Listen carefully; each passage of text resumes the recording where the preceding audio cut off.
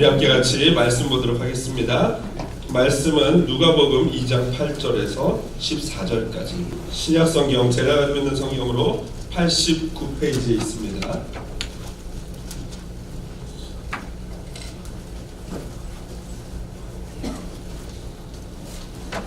다 찾으셨으면 누가복음 2장 8절에서 14절 본문 말씀 제가 먼저 8절 읽고 성도님들 9절 같이 함께 교독하도록 하겠습니다. 그 지역의 목자들이 밤에 밖에서 자기 양떼를 지키더니 크게 무서워하는지라 천사가 이르되 무서워하지 말라. 보라, 내가 온 백성에게 미칠 큰 기쁨의 좋은 소식을 너희에게 전하노라.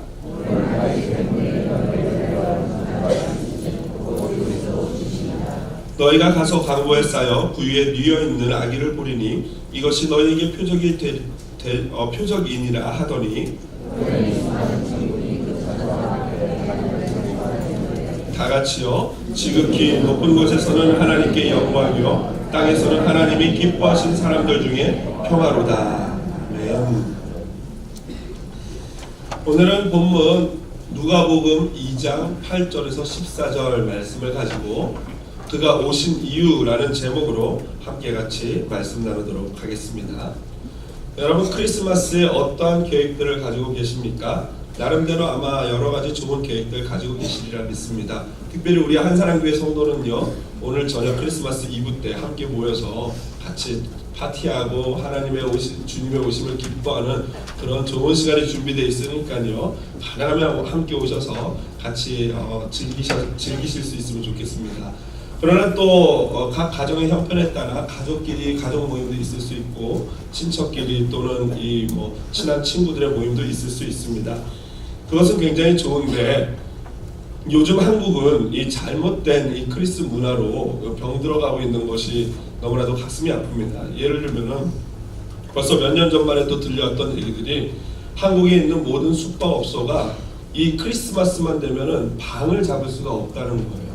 도대체 본인들이 마리아도 아니고 요셉도 아닌데 왜 그렇게 방을 다 잡는지는 모르겠지만 여하튼 굉장히 과연 크리스마스가 그러한 날인가 라는 이 의구심을 품을 정도의 어떤 현 세태인 것 같습니다. 또한 이 크리스마스를 보면은 점점 이 악한 영들이 이 크리스마스의 이미지를 이 주인공을 바꿔놓는 것 같아요.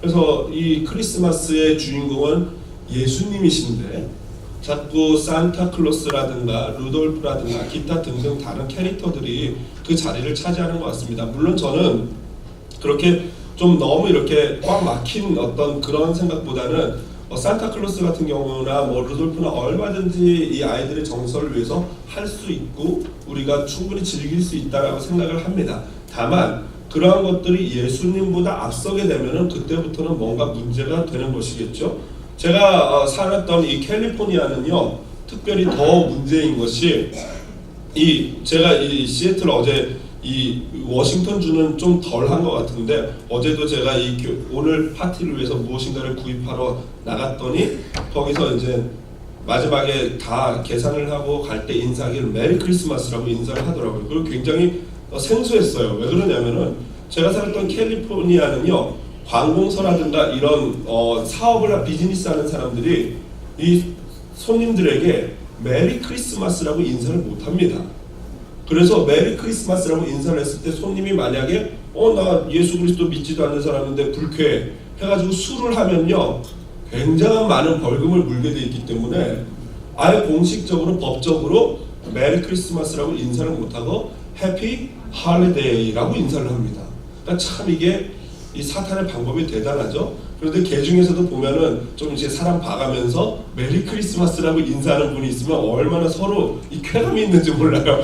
마치 초대교회 시대 때 예수님 믿는 사람들끼리 물고기 그림 그리면서 너도 믿어 나도 믿어 하는 것처럼 메리 크리스마스 막 반갑게 맞이하는 사람 볼 때 참 마음에 기쁨이 있었습니다. 여하튼 이 크리스마스가 점점 이렇게 왜곡되어지고 있는데 과연 이 크리스마스가 어떻게 시작된 것인가? 물론 당연히 크리스마스의 시작은 예수님이 이 땅에 탄생하면서부터 그때가 시작이겠죠. 그런데 중요한 것은 그 날이 정확히 언제인지를 알아요, 몰라요? 잘 모른다는 거예요. 여러분 아마 심히 지금 배신감을 느끼는 분이 계실지도 몰라요. 아니 12월 25일이 예수님 생일이 아니었어? 막 이러시는 분들 계실 텐데 정확히 모릅니다. 12월 25일인지 아닌지 알 수가 없어요. 왜냐하면은 성경에 몇 월 며칠이다 라고 기록하고 있지 않기 때문입니다. 사실 이 크리스마스라는 것은 그리스도와 미사, 그러니까 그리스도와 예배라는 단어가 합쳐진 단어거든요. 그러니까 크리스마스 하면은 그리스도의 예배, 그리스도를 위한 예배 뭐 이런 뜻이겠죠.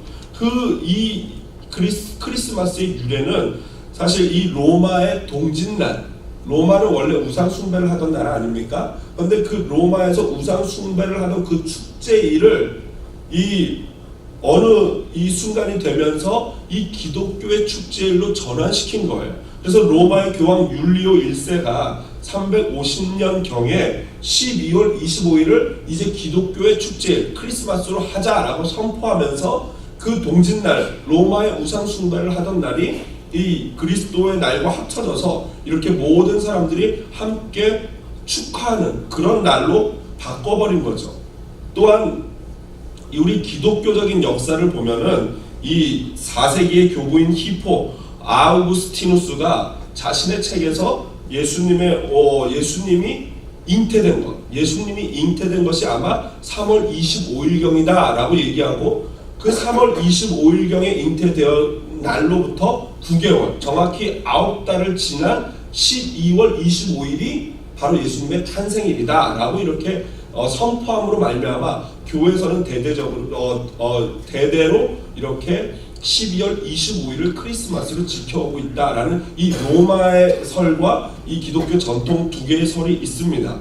여하튼 이 크리스마스 12월 25일이 분명히 예수님이 태어난 그 날이 아닌 것은 거의 확실합니다.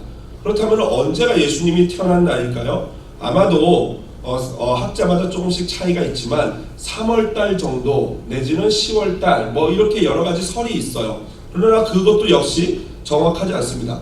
왜 그러면 하나님이 성경에 이렇게 예수님의 생일을 정확히 적어주시지 않았을까요? 왜 그런 것 같습니까? 알 필요 없기 때문이에요. 예수님이 12월 25일 나오셨건 3월 15일 나오셨건 3월 25일 나오셨건 그게 무슨 상관입니까? 아무 상관이 없어요. 뭐가 중요한 거예요? 그렇죠. 그분이 오셨다는 사실과 그리고 더 나아가서 그분이 왜 오셨는가? 이게 중요한 거예요. 왜 예수님이 인생을 구원하러 오셨다 하기는 하는데 아니 하나님이 그냥 말씀으로 너 구원, 너 지옥 이러면 될 텐데 왜 이렇게 복잡하게 당신의 독생하신 아들 성자 예수 그리스도를 인간의 몸을 입고 이 땅에 보내셨는가요?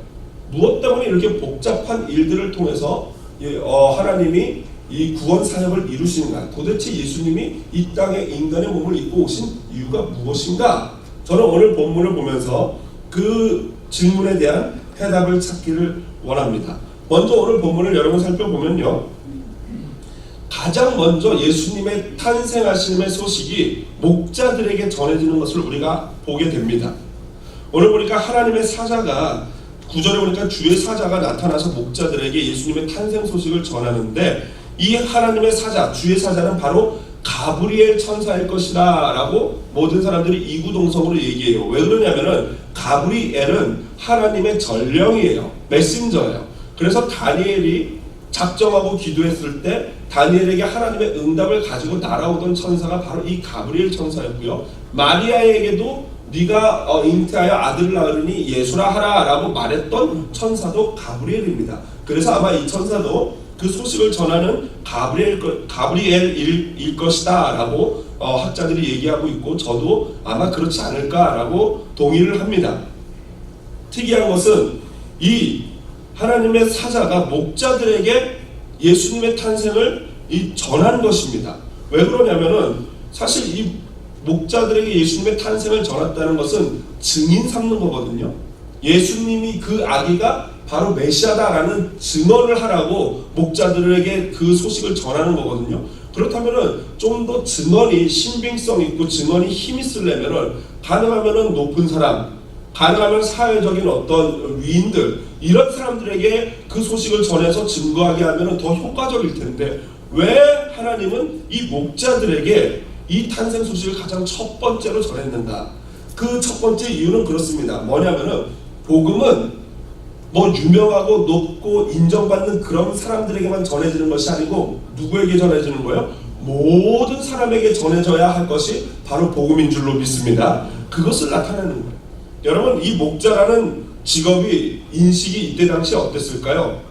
3D 업종이에요. 여러분 3D 업종 들어보셨어요? 그 업종이 그렇게 입체적인가? 이게 아니라 3D라는 것은 더럽고 힘들고 그리고 누구도 이거 하고 싶지 않은 위험한 그러한 업종이라 그래서 그 세 단어의 D라는 이 앞글자를 따서 3D라고 합니다. 왜 목자가 그러느냐? 뭐 보수도 당연히 많지 않고 사회적으로 존경받지도 않고 또 양떼를 지키다 보면 이 다윗의 고백을 들어서 알겠지만 사자가 올 때도 있고 곰이 올 때도 있고 막 자칼이나 늑대들이 올 때도 있기 때문에 그 양떼를 지키기 위해서 그 짐승들과 싸우다 보면 목숨까지도 잃을 수 있는 그런 위험하고 더럽고 힘든 직업이었다라는 것입니다. 그런데 그들에게 천사가 먼저 나타났다는 것은 그 복음이야말로 사회계층 모든 사람 가리지 않고 전해져야 될 그야말로 기쁜 소식이다라는 것입니다. 그래서 여러분 신기하지 않습니까? 이 크리스마스를 전 세계 사람들이 즐거워하는 거 보지 않습니까? 여러분 이상하지 않습니까?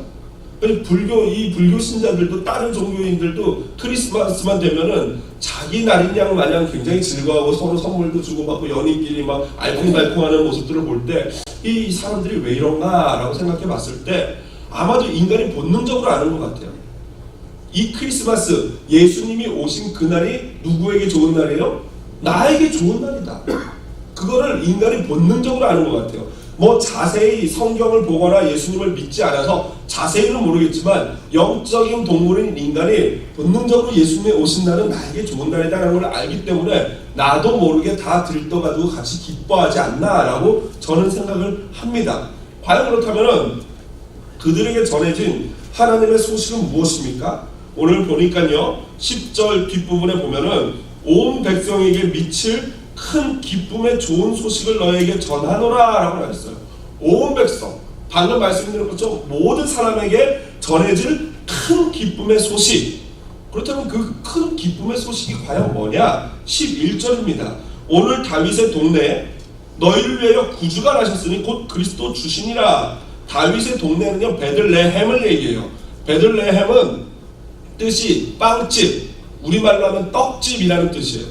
다시 말해서 인생의 영원한 떡이 되시고 영원한 만나 되신 예수 그리스도께서 떡집이라는 이름을 가진 베들레헴에 오셨다. 그분이 바로 메시아다. 그분이 그리스도다 라는 것을 전하고 있는 이것이 바로 온 백성에게 전해질 큰 기쁨의 소식이다 라는 거죠. 그렇다면 그때 태어난 아기가 예수님 한 명은 아니었을 텐데 어떻게 그가 메시아인 줄 아느냐? 그 표적이 뭐냐면은 12절에 보니까 천사가 강보에 쌓여 구유에 누워있는 아기를 보리니 라고 나와요. 아기를 낳으면 보통은 이 천에 싸가지고 따뜻한 천에 싸서 엄마가 품고 있고 아니면은 이 요람 같은 데 누이지 않습니까?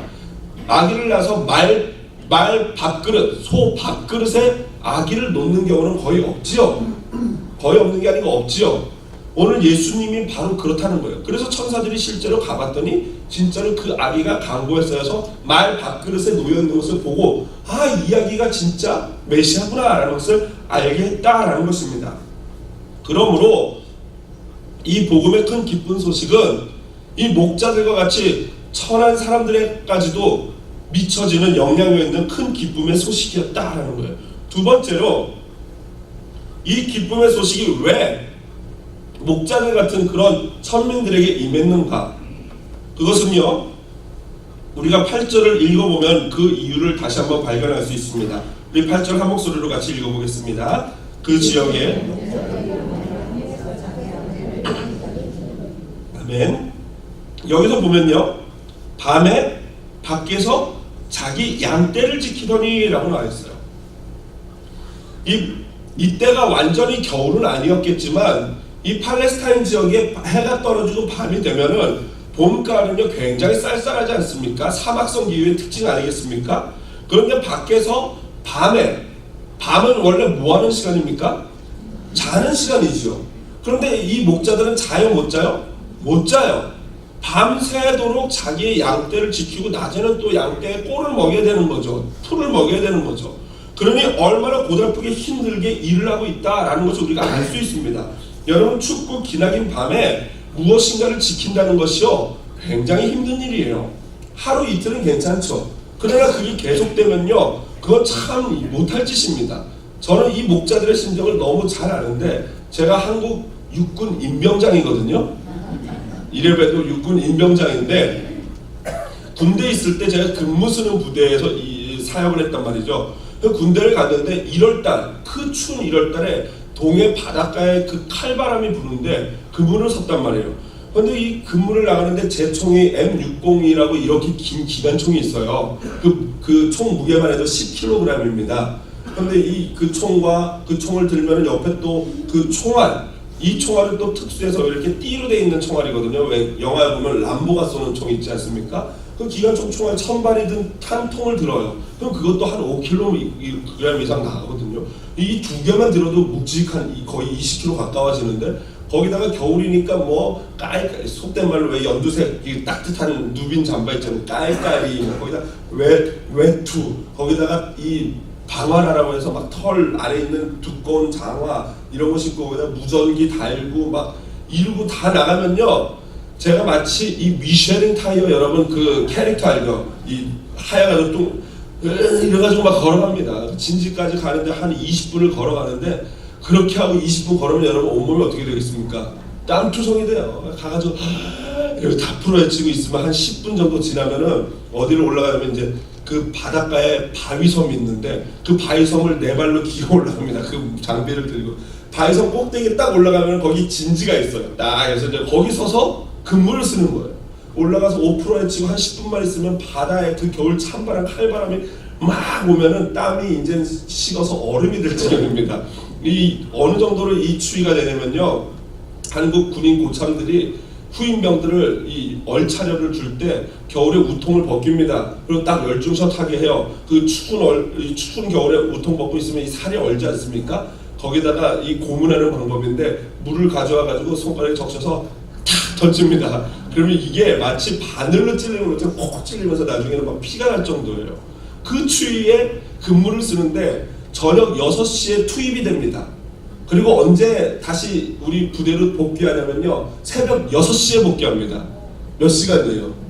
12시간. 이걸 말뚝 근무라고 합니다. 12시간을 해안가 칼바람을 바위섬에서 맞으면서 근무를 쓰는데, 처음 이제 가서 더위는 식히기가 좋은데 한 10분 정도 지나면 옷을 다시 입고요, 한두 시간까지는 이 옷이 추위를 이겨주는데 2시간 넘어가면 그때부터는 입은 거나 안 입은 거나 진배 없어요. 그냥 똑같아요. 그래서 제가 그 12시간 이 쫄병 때 근무를 쓰는데, 고참은 시키지 않았는데 팔굽혀펴기 500개. 너무 추우니까 내가 알아서 하는 거예요. 막 열내려고 쪼그려뛰기 500개 막 12시간 동안. 고참은 거기서 바닥에서 자요. 그 주위에도요. 대단합니다. 그래서 제가 이걸 보면서 바로 이 목자들의 심정을 안 거예요. 그들이 이날 밤만 이렇게 이 양떼를 지켰을까요? 그렇지 않은 거죠. 매일 밤 그렇게 성실하게 충실하게 자기 일을 하고 있다라는 거예요. 그렇습니다. 하나님의 은총은요, 감나무 밑에 누워서 감 떨어지기를 기다리는 사람에게 임하는 게 아니고, 이 목자들처럼 힘들고 어렵고 더럽지만 나에게 맡겨진 일이 무엇이든지 간에 그 일에 충실하는 자에게 하나님의 은총이 임하는 줄로 믿습니다. 오늘 목자들이 자기 목동 일을 하면서 충실하게 일하면서 주의 사자를 만난 그 장소가 어디냐면요, 바로 다윗이 그 먼 옛날 목동 일을 하면서 하나님의 왕으로서 부름받은 그 장소예요. 왜냐하면 베들레헴이 누구의 동네라고요? 다윗의 동네라고 11절에 나와 있지 않습니까? 여러분, 다윗도 그냥 탱자탱자 놀면서 난 왕이 될 거야 이러면서 노는 다윗을 하나님이 부르신 게 아니에요. 사무엘상 16장 11절 보면요, 이렇게 나와 있죠. 또 사무엘이 이새에게 이르되, 무슨 말입니까? 사무엘이 어느 날 하나님의 명령을 받고 넌 이새의 집에 가서 이제 사울 대신에 왕을 하나 세워라 그랬어요. 네 하고 와봤더니 첫째 아들을 보니까 키도 크고 잘생겼어요. 얘가 왕이구나. 아니다. 둘째를 보니까 만만치 않게 키 크고 잘생겼어요. 그럼 얘인가 보다 했더니 아니다. 하나님 뭐라 그랬습니까? 사람은 외모를 보거니와 나 여호와는 중심을 본다라고 말씀하세요. 그렇게 해서 7제까지 다 갔는데도 아니래요. 그래서 이세에게 물어봅니다. 아직 내 아들이 다 여기 있느냐? 그랬더니 이세가 대답하죠. 아닙니다. 아직 막내가 남아있는데 그 막내는 뭐 한다고요? 그는 양을 지키나이다. 여러분, 다윗은요, 형들과 7형들과 아버지가 사무엘 목사님 모시고 고기 잡고 파티할 때 다윗은 뭐 하고 있었어요? 양 치고 있었어요. 자기에게 맡겨진 일에 불평하지 않고 불만하지 않고 성실하게 그 일을 감당하고 있을 때, 그때 하나님이 그를 하나님의 왕으로 부르신 줄로 믿습니다. 이게 하나님이 목자들을 찾아오신 이유예요. 그렇다면은 예수님을 그렇게 인간의 몸을 통해서 연약한 여성의 몸을 통해서 이 땅에 하나님이 보내신 이유가 무엇인가? 그 이유가 오늘 이 천사들이 목자들에게 증언을 하고, 그리고 나서 모든 많은 갑자기 천군 천사들이 나타나서 가브리엘 사자와 천사장과 함께 하나님을 찬양하는 가운데 예수님이 이 땅에 오신 이유를 정확히 말하고 있어요. 먼저 볼까요? 14절, 본문 14절입니다. 한 목소리로 같이 읽어보도록 하겠습니다. 지극히 높은 곳에서는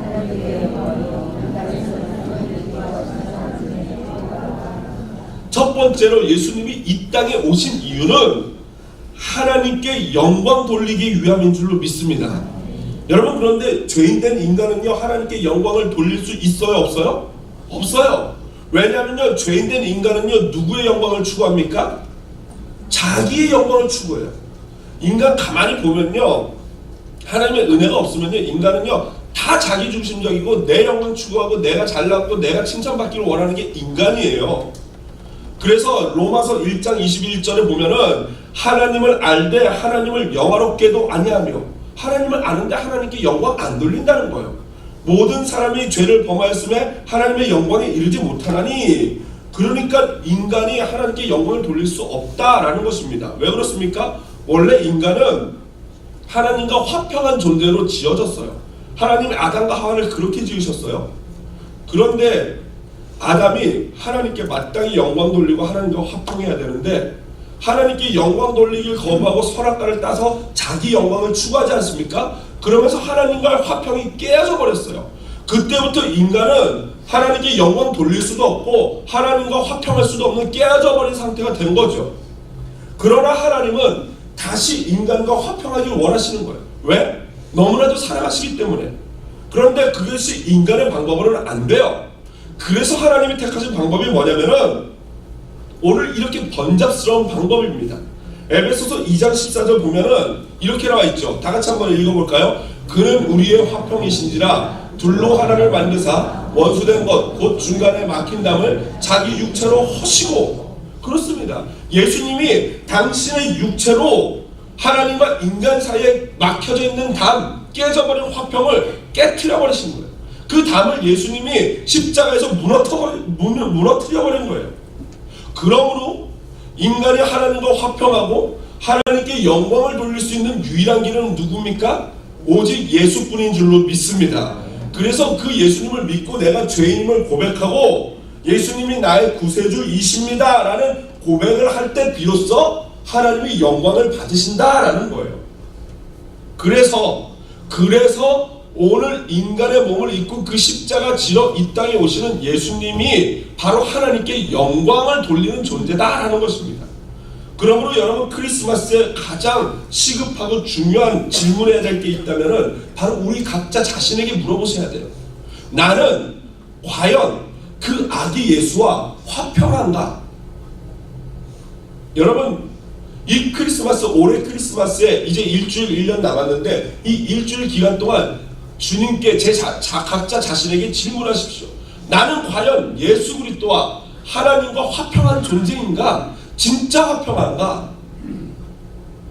두 번째로 예수님이 그렇게 이 땅에 오신 이유는 땅에서는 하나님이 기뻐하신 사람들 중에 뭐예요? 평화로다예요. 평화로다. 샬롬이에요. 샬롬.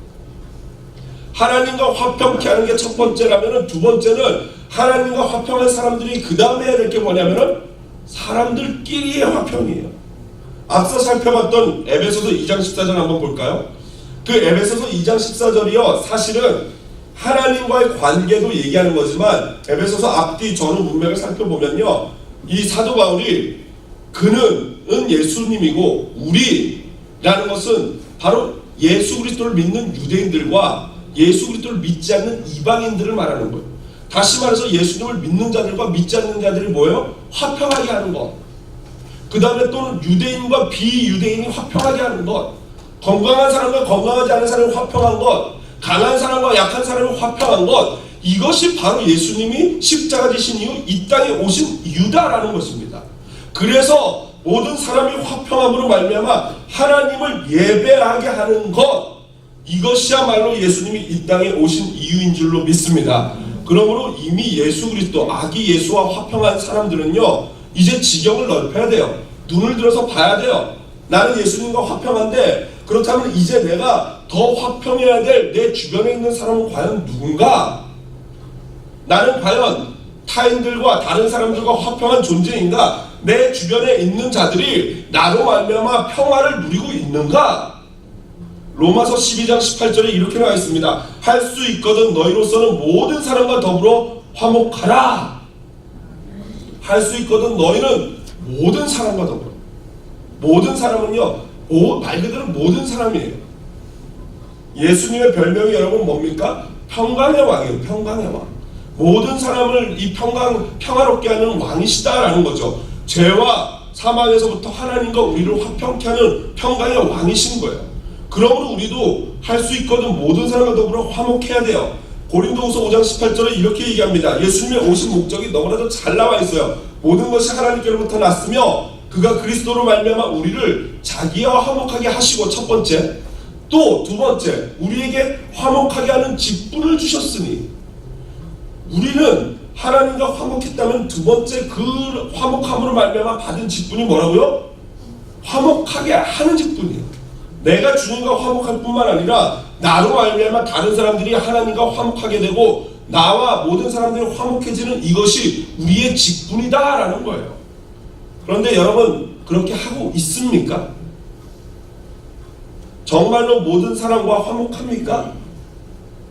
모든 사람하고 화목하기는커녕 그죠? 진짜 화목해야 될 대상하고도 불목하는 게 우리 아니겠습니까? 여러분 이 크리스마스 때 그러므로 우리는 내가 진짜 화목해야 될 이웃이 누군가, 내가 도와야 될 이웃이 누군가 생각해 봐야 돼요. 내 도움을 필요로 하는, 내 사랑을 필요로 하는, 내가 화목해야 될 사람이 누군가를 생각해 봐야 돼요. 저는 그래서 12월 달 들어서부터인가요? 마음에 좀 고민이 있더라고요. 우리 교회가 작년에는 너무너무 어려웠는데 이제는 하나님이 은혜를 주셔서 정말로 재정적으로 매달 2분이 됐단 말이죠. 일단 들어오는 헌금과 나가는 이 사용되어지는 비용이 거의 이제 제로예요. 그럼에도 불구하고 좀 더 이렇게 재정이 쌓이면 좋겠다라는 생각이 들면서도 또 한편으로는 우리 교회가 예수 그리스도의 사랑으로 이렇게 가만히 있으면 안 되지 않겠는가. 그래서 제가 섬겼던 분당 교회는요, 이 크고 재정도 넉넉하니까 그러겠지만 그렇게 되기 전부터도 처음부터도 이찬수 목사님이 이런 크리스마스 때 절기가 되고 절기헌금하면요, 그 절기헌금 들어온 모든 것을 다 이 가난한 이웃들이나 어떤 사회를 위해서 정말 의미 있는 데 썼단 말이죠. 제가 보고 배운 게 그거니까 저도 그렇게 하고 싶은데 뱁새가 황새를 쫓아가다 보면 어떻게 됩니까? 발행이가 찢어지는 법이죠. 그래서 들어온 모든 크리스마스 이 절기헌금이 얼마가 될지는 모르겠는데 그거는 다 드릴 수는 없겠는데 일부라도 제가 하고 싶은 마음이 들었어요. 그럼 우리 당의 장로님들과 한번 의논을 하고 싶다. 어떻게 말씀을 드릴까? 라고 고민을 하는데 오늘 아침에 장로님들이 와가지고 저한테 봉투 하나를 내미는 거예요. 그러면서 이 목사님 이거 2차 절차에서 이렇게 목사님 좀 잘 이렇게 사용하셨으면 좋겠습니다 라고 하는데 할렐루야, 제가 할렐루야 하지 않았습니까?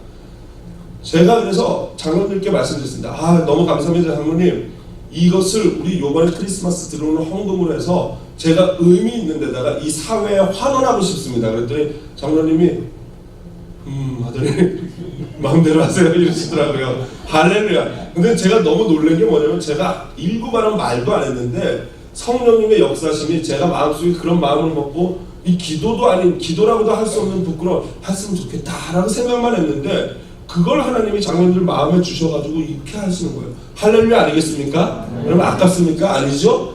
저는요 그래서 이게 이제 우리 정례화돼서 매년 이렇게 크리스마스 때는 이 헌금을 모아서 우리 이 지역사회에 봉사하는 분들을 위해서 헌금하고 싶어요. 그래서 어떤 이 가난한 이 분들이라든가 어떤 단체라든가 이런 데를 하는데 사실 지금은 제가 어디를 도와야 될지 모르겠어요. 그런데 얼마 전부터 계속 마음에 주신 게 있다면은 또 오해하지 마세요. 제가 우리 교회 이 서장님 계시지 않습니까? 근데 우리 이 지역을 지키는 경찰서에게 제가 도네이션을 하고 싶은 거예요. 왜냐하면 지난번에 제가 한번 여름에 비가 막 오는데 새벽 예배를 오는데 저 여기 1번 언덕을 내려오다 보면은 비가 막 갑자기 오면 막 홍수가 나더라고요. 근데 그 새벽 5시인가요? 5시 반인가 이때쯤에 경찰들이 와서 비를 맞으면서 막 꼬챙이로 막 쑤시고 있어요. 그래서 제가 그걸 보면서 참 감사하다. 이 저분들이 우리의 이 치안만 지키는 게 아니고 저런 허드렛 일까지도 하는구나 라는 생각이 들면서 반드시 또 거기다가 또 이 동네에 있는 어떤 교회가 또 도네이션을 했다는 뉴스를 제가 보면서 아니 남의 교회도 하는데 우리 교회가 못할 소리야 이런 그런 마음을 하나님이 주시더라고요. 그래서 이렇게 고민하고 있었는데 하나님이 요번에 이런 은혜를 주셨어요. 그래서 요번에 이 우리 페더럴웨이 경찰서를 시작으로 해서 또 여러 가지 돕는 센터 이런 것들을 찾을 거니까요. 여러분들 매년 어떤 데를 도왔으면 좋겠다라고 저에게 건의해 주시면은 또 우리 당회를 통해서 제가 또 이렇게 도울 수 있도록 추진을 하도록 하겠습니다. 바로 이것이 하나님이 원하시는 거예요. 그러나 뭐 경찰서에 도네이션하고 주변에 어려운 사람들 돕고 이게 되려면요 먼저 필요한 게 있어요. 하나님이 이거 안 하고 경찰서에 뭐 헌금하고 경찰서에 도네이션하고 뭐 어려운 센터에다가 뭐 구제한다고 뭐 갖다 주면요 하나님이 웃으십니다. 그게 뭘까요? 딱 두 부류예요. 첫 번째로는 부모 자식 간의 화평인 줄로 믿습니다. 여러분 성경에 보면은 부모를 공경하라라고 성경에 10계명에도 나와 있어요. 자기 부모를 공경하지 않으면서 사회에 환원한다고 하고 하면 그건 뭐예요? 그걸 가식이라고 합니다. 가식. 제가 상당히 많이 찔리는데요. 우리 어머니도 계셔가지고 찔리는데 그렇습니다. 이 자녀들의 마음은 늘 효도를 해도 그건 언제나 늘 부족한 마음 아니겠습니까? 그 성경에 보면은 부모를 공경하라고 했어요. 뭐 조건이 없어요. 무조건 공경해야 돼요. 또 한편 부모들은 뭐라고 나와 있습니까? 너희 자녀를 노엽게 하지 말라라고 나와 있어요. 그럼 부모들은 자녀들에게 노엽지 않도록 자녀들에게 굉장한 어떤 이 지혜와 말씀을 가지고 훈육해야 된다라는 거예요. 두 번째로 부부간의 화평입니다. 여러분 진짜 부부간의 화평을 이루지 않고서 하나님을 섬긴다는 것은 모순이지요. 여러분 이 자매님들 아내들이요 잘 들으십시오. 눈에 보이는 남편의 권위에 순종하지 않으면서 눈에 보이지 않는 하나님을 섬긴다는 것은요 가식이에요. 하나님이 절대 그러한 자를 기뻐하지 않습니다. 이렇게 얘기하면 자매들이 항상 저에게 이런 말씀이세요. 아 목사님, 순종해야 말아야 이러죠. 무슨 말입니까? 아 순종할 건덕지가 있어요. 순종을 하죠. 이런단 말이죠. 그런데 제가 그래서 그래요 집사님하고 성경을 막 뒤져봤어요. 그런데 남편에게 순종하라라는 단어에 조건이 있습니까? 없습니까? 없어요. 남편이 팔불출 같든 칠푼이 같든 상관없이 어떻게 하라는 거예요? 순종하라는 거예요. 제 말이 아니에요. 누구의 말씀입니까? 하나님의 말씀인 줄로 믿습니다. 반면에 또 우리 남편들도 마찬가지입니다. 아내 사랑하기를 자기 목숨같이 사랑하라고 그랬어요. 그리스도가 교회를 사랑하듯 그건 뭐예요? 죽기까지 사랑하는 거예요. 그러지 않으면서 존경받고 순종, 당신은 내 밑에 권위에 들어와라, 이거는 말이 안 되는 거죠. 아내를 아끼고 사랑하고 배려하지 않으면서 어찌 그리스도의 사랑을 알 수 있겠습니까? 그건 불가능합니다. 말씀을 마무리합니다. 여러분 주님이 이 땅에 오신 이유는 명확합니다. 뭐예요? 십자가로 말미암아 인간과 하나님을 화목하게 하셨어요. 또한 그뿐만 아니라 하나님께서는 이 그리스도께서는 그 화목하게 된 인간끼리 서로 화목하고 화평하라고 말씀하신 줄로 믿습니다. 그러므로 여러분 먼저 가정에서 부모와 자녀가 부모가 화평하기를 주님의 이름으로 축복드립니다. 그리고 또한 그것이 확대되어서 우리 교회 공동체가 주님의 사랑으로 말씀으로 화목한 하나님의 공동체 되기를 주님의 이름으로 축복드립니다. 눈에 보이지 않는 영적인 담, 감정의 담들이 예수 그리스도의 사랑으로 이번 크리스마스 때 모두 무너져 버리는 역사가 있기를 주님의 이름으로 축복드립니다.